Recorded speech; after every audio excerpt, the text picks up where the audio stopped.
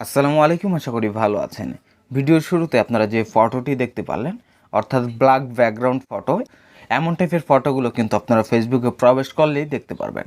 আসলে এমন টাইপের ফটোগুলো কিন্তু একটা নর্মাল ফটো চেয়ে দেখতে ইউনিক বা অন্যরকম লাগে। আর এমন ফটো এডিট করার জন্য কিন্তু ভালো এডিটিং দক্ষতার প্রয়োজন।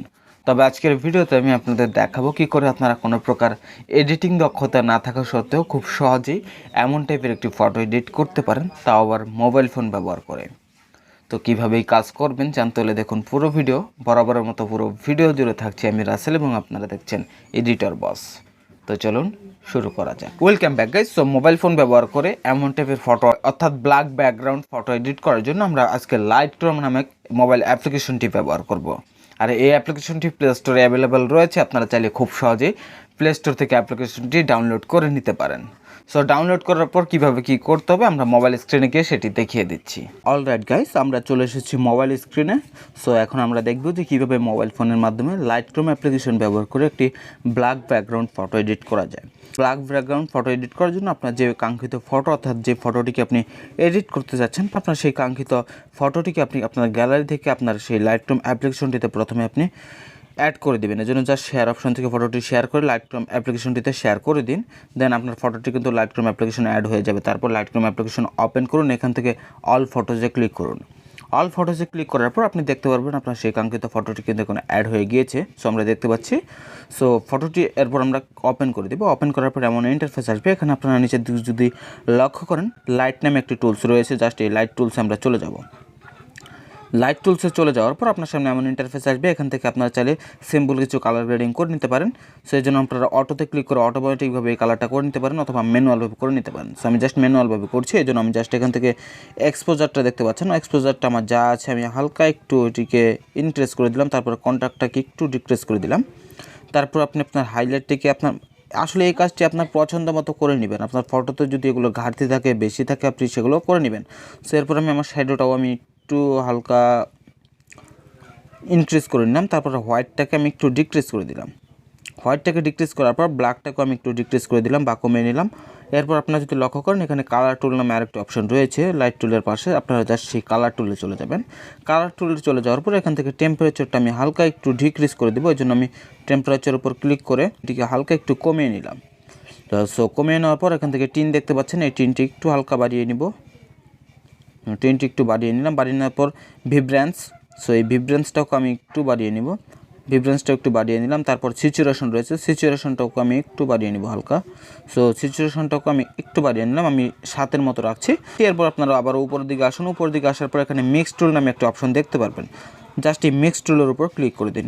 মিক্স টুলের উপর ক্লিক করে দেওয়ার পর এখানে অসংখ্য কালার কিন্তু আপনার সামনে শো করবে। সো এই কালারগুলো ব্যবহার করে আপনার ফটোর ব্যাকগ্রাউন্ড কালারগুলো চেঞ্জ করতে হবে। সেই জন্য আমরা প্রথমে যে রেড কালার টুলসটি দেখতে পাচ্ছি, সেই রেড কালার টুলসে চলে যাব। দেন এখান থেকে আমরা এটি যে স্যাচুরেশন, জাস্ট এই স্যাচুরেশনটাকে একটু হালকা কমিয়ে নিলাম। কমিয়ে নেওয়ার পর আমি এর লুমিনেন্সটা দেখতে পাচ্ছেন, এই লুমিনেন্সটা একটু খালি হালকা বাড়িয়ে নিলাম। তারপর এখান থেকে আবারও আমরা আরেকটি কালার দেখতে পাচ্ছি 2 নম্বরে, সেই 2 নম্বর কালারটির উপর চলে যাব। যাওয়ার পর এর স্যাচুরেশনটাও আমরা একটু হালকা কমিয়ে নিব। কমিয়ে নেওয়ার পর লুমিনেন্সটা একটু বাড়িয়ে দিব। সো এই লুমিনেন্সটাও বাড়িয়ে দেওয়ার পর আমরা এখান থেকে চলে যাব 3 নাম্বার যে আমাদের অরেঞ্জ টুল রয়েছে অরেঞ্জ কালারের, সেই অরেঞ্জ কালার টুলে চলে যাব। অরেঞ্জ কালার টুলে চলে যাওয়ার পর আমরা এখান থেকে এটির হিউটা যে দেখতে পাচ্ছেন, চাই সেটি -100 করে দিব। সো হিউটা -100 করে দেওয়ার পর স্যাচুরেশনটাও -100 করে দিব। তারপর এখান থেকে লুমিনেন্সটাকে একটু খালি হালকা বাড়িয়ে দিব। লুমিনেন্স বাড়িয়ে দেওয়ার পর গ্রিন টুলে চলে যাব, এবং গ্রিন টুলে যাওয়ার পর আমরা এখান থেকে এটির স্যাচুরেশনটা -100 করে দিব, এবং এটির যে লুমিনেন্স এটিকেও হালকা বাড়িয়ে দিব। হালকা বাড়িয়ে দেওয়ার পর আপনি চাইলে হিউটাকে একটু কমিয়ে নিতে পারেন। আমি একটু হালকা কমিয়ে নিচ্ছি। হালকা কমিয়ে নেওয়ার পর এরপর আরেকটি টুল দেখতে পাচ্ছেন, আপনারা এখানে যে টুলটি দেখতে পাচ্ছেন, জাস্ট এই টুলটির উপর ক্লিক করুন, অর্থাৎ গ্রিন টুলের পাশের যে কালারটি, সেই কালারটিতে আমরা চলে গেলাম। যাওয়ার পরে স্যাচুরেশনটা আমরা আবারও একটু কমিয়ে নিলাম, এবং লুমিনেন্সটাকে একটু কমিয়ে নিব। সো স্যাচুরেশন লুমিনেন্স দুটিও কমিয়ে নেওয়ার পর আমরা আবার থেকে এখানে যে নীল কালার রয়েছে সেই নীল কালার টুলসটিতে চলে যাব, এবং এটির সিচুয়েশনটাকেও আমরা আরেকটু কমিয়ে নিলাম। কমিয়ে নেওয়ার পরে লুমিনেন্সটা আমি একটু হালকা বাড়িয়ে দিলাম। বাড়িয়ে দেওয়ার পর এখান থেকে আমরা যে পিঙ্ক কালার রয়েছে এই পিঙ্ক কালারের উপর ক্লিক করব। তারপর এটির সিচুয়েশনটা আমরা কমিয়ে নিব। সিচুয়েশনটা কমিয়ে নেওয়ার পর লুমিনেন্সটা হালকা বাড়িয়ে নিলাম। তারপর এখান থেকে যে গোলাপি কালার রয়েছে সেই গোলাপি কালারের উপর ক্লিক করব। ক্লিক করার পর আমরা এখান থেকে এটিকেও একটু স্যাচুরেশন কমিয়ে নিলাম, তারপর এখান থেকে ডান করে দিব। ডান করে দেওয়ার পর এর পাশে যদি আপনারা লক্ষ্য করেন ইফেক্ট নামে একটি টুলস রয়েছে, জাস্ট ইফেক্ট টুলসে চলে যান। তারপরে ক্লিয়ারিটিটাকে হালকা একটু বাড়িয়ে দিন। সো আমি একটু ক্লিয়ারিটি বাড়িয়ে দিলাম। তারপর ডিএস নামে যে টুলসটি রয়েছে এটি ব্যবহার করে এটিকে একটু হালকা বাড়িয়ে দিন। সো আমরা এটিকেও একটু বাড়িয়ে দিচ্ছি। সো আমি অ্যারাউন্ড 20 রাখছি। এরপর এখান থেকে নিচে ভিনটেজ অ্যামাউন্ট রয়েছে, ভিনটেজটাকে আমি একটু ডিক্রিজ করে দিব। সো ভিনটেজটিকে ডিক্রিজ করে দেওয়ার পর আপনারা দেখতে পাচ্ছেন একটি অন্ধকার ইফেক্ট আমাদের ফটোটিতে অ্যাপ্লাই হচ্ছে। এরপর নিচে থেকে মেট পয়েন্ট নামে অপশন রয়েছে, জাস্ট এটিকে একটু বাড়িয়ে দিব। সো মেট পয়েন্টটাকেও একটু আমি কমিয়ে দিব। কমিয়ে দেওয়ার পর এখান থেকে ফিদার রয়েছে, ফিদারটাকেও আমি একটু ইনক্রিজ করে দিলাম বা বাড়িয়ে দিলাম। তারপরে রাউডনেসটাকে আমি একটু বাড়িয়ে দিলাম। বাড়িয়ে দেওয়ার পর হাইলাইট রয়েছে, হাইলাইটটাকে হালকা একটু আমি বাড়িয়ে দিতে পারেন। সো হাইলাইটটাকে আমি একটু বাড়িয়ে দিলাম, আপনারা চাইলে এটি নাও ব্যবহার করতে পারেন। সো আমি একটু ব্যবহার করলাম। ব্যবহার করার পর এখন কিন্তু আমাদের ফটোটি মোটামুটি তৈরি হয়ে গিয়েছে। সো এখন যদি আপনি আরও ফটোটিকে ডার্ক করতে চান, দেন আপনি আবারও আপনার সেই লাইট টুলস যেটি রয়েছে সেই লাইট টুলসের উপর ক্লিক করে লাইট টুলসে চলে যান। লাইট টুলসে চলে যাওয়ার পর এখান থেকে আপনি জাস্ট এক্সপোজারটাকে আর একটু হালকা কমিয়ে নিতে পারেন, কন্ট্রাস্টটাকেও একটু হালকা বাড়িয়ে দিতে পারেন, সো হাইলাইটটাকে একটু কমিয়ে দিতে পারেন। সো আমি এই সকল কিছু আবার করে নিচ্ছি। সো করে নেওয়ার পর আমাদের ফটোটি কিন্তু হয়ে গিয়েছে। সো এখন যদি আপনারা লক্ষ্য করেন আমাদের সেই ফেসে কিন্তু একটু ডার্ক কালার চলে এসেছে। এটি আমরা এখন রিমুভ করব।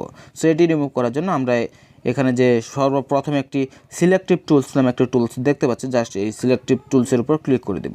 তারপর এখান থেকে প্লাস আইকনে ক্লিক করব। তারপর এখান থেকে 3টি অপশন দেখতে পারবো, আপনি যে কোনো একটি অপশন সিলেক্ট করে নিতে পারেন। সো আমি প্রথমে পেন্সিল অপশনটাই সিলেক্ট করেছি, এর জন্য পেন্সিল অপশনের উপর টাচ করলাম। টাচ করার পর আপনি আপনার আঙ্গুল দিয়ে আপনার মুখের মধ্যে একটু পেন্সিল দিয়ে আর্ট করতে হবে। তারপর কিন্তু রেড একটা কালার কিন্তু আপনি দেখতে পারবেন আপনার ফেসে চলে এসেছে। এরপর আমি আমার হাতগুলোতে ওই কালারটা দিয়ে দিলাম। হাতগুলোতেও কালার দেওয়ার পর আমরা দেখতে পাচ্ছি অতিরিক্ত কিছু অংশ কিন্তু আমাদের বডিতে এবং আমাদের ব্যাকগ্রাউন্ডে পড়ছে, এটি আমরা রিমুভ করব। সেটিকে রিমুভ করার জন্য আমরা এখানে যে ব্রাশ টুল দেখতে পাচ্ছি 2 নম্বরে, সেই ব্রাশ টুলে চলে যাবো এবং অতিরিক্ত অংশটুকু আমরা এভাবে একটু হালকা করে রিমুভ করে নিলাম। সো আমি একটু রিমুভ করে নিচ্ছি। সো আপনার একটু টাইম নিয়ে এটি সুন্দরভাবে রিমুভ করে নেবেন, আমি জাস্ট দেখানোর জন্য তাড়াহুড়া করে এটি করছি। সো রিমুভ করা হয়ে গেলে এখান থেকে আমরা আবার লাইট টুলের উপর ক্লিক করব। ক্লিক করার পর এখান থেকে আমি আমার এক্সপোজারটা হালকা একটু বাড়িয়ে দিতে পারি এবং কন্ট্রাস্টটা হালকা একটু কমিয়ে দিতে পারি। এরপর হাইলাইটটা একটু বাড়িয়ে দিলাম, শ্যাডোটা হালকা একটু বাড়িয়ে দিলাম। সো আপনিও করে নেবেন এটা আপনার প্রয়োজন অনুযায়ী। তারপর হোয়াইট আমি এটিও একটু বাড়িয়ে নিলাম। সেটিও বাড়িয়ে নেওয়ার পর আমরা কিন্তু দেখতে পাচ্ছি আমাদের ফেসটি কিন্তু সেই ডার্ক সার্কেলগুলো বা ডার্ক কালারগুলো চলে গিয়েছে। সো এখন আমরা উপরে যে টিক চিহ্ন অপশন দেখতে পাচ্ছি সেই টিক চিহ্ন অপশনের উপর ক্লিক করে দেবো। এরপর যদি আমরা দেখি আমাদের ফটোর আগের লুক এটা এবং পরবর্তী লুক এটা, আবারও দেখি আগের লুক এটা পরবর্তী লুক এটা, সেভাবে খুব সহজেই কিন্তু আপনারা এই অ্যাপ্লিকেশনটির মাধ্যমে এভাবে ব্ল্যাক ব্যাকগ্রাউন্ড ফটো এডিট করে নিতে পারেন। তারপর এটিকে সেভ করতে হবে। এটিকে সেভ করার জন্য উপর যে 3 ডট নামে অপশন রয়েছে কর্নারে, জাস্ট 3 ডটের উপর ক্লিক করে দিলাম। 3 ডটের উপর ক্লিক করে দেওয়ার পর নিচের দিকে সেভ টু ডিভাইস নামে একটা অপশন দেখতে পারবো, জাস্ট সেভ টু ডিভাইসের উপর ক্লিক করে দিলাম। দেওয়ার পর আপনার এখানে লিমিট টু 2040px থাকতে পারে, আপনি জাস্ট হাইয়েস্ট অ্যাভেলেবল কোয়ালিটিতে ক্লিক করে এটিতে ওকে অপশনে ক্লিক করে দিন। ওকে অপশনে ক্লিক করে দেওয়ার পর আপনার ফটোটি রেন্ডারিং হবে এবং আপনার গ্যালারিতে সেভ হয়ে যাবে। ঠিক এই পদ্ধতিতে আপনারা চাইলে খুব সহজে লাইটরুম অ্যাপ্লিকেশনটি ব্যবহার করে এমন টাইপের ব্ল্যাক ব্যাকগ্রাউন্ড ফটোগুলো খুব সহজে এডিট করতে পারেন, যা আপনার ফটোকে একটি নেক্সট লেভেলে নিয়ে যেতে সহায়তা করে। তো এই ছিল আজকের ভিডিও, আশা করি ভিডিওটি ভালো লেগেছে। ভিডিওটি ভালো লাগলে একটা লাইক করুন, কমেন্ট করুন, ভিডিওটি শেয়ার করুন। আর পেজে ফলো করুন না থাকলে পেজটি ফলো করে আমাদের পেজের সাথেই থাকুন। তো দেখা হচ্ছে নতুন ভিডিওতে। পর্যন্ত ভালো থাকুন, সুস্থ থাকুন, খোদা হাফেজ।